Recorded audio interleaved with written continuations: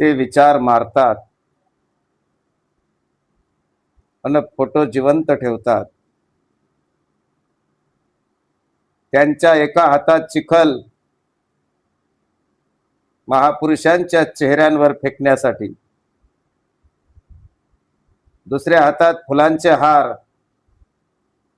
त्याच चेहऱ्यांना मिरवण्यासाठी. हे दुटप्पी पण नाही, ही सिस्टमची भाषा आहे. इथं बदनामी ही नियोजित असते आणि जयघोष ठरवून होतो. जे तोडतात तेच जोडल्याचा अभिनय करतात. जिवंत विचार धोका निर्माण करतात.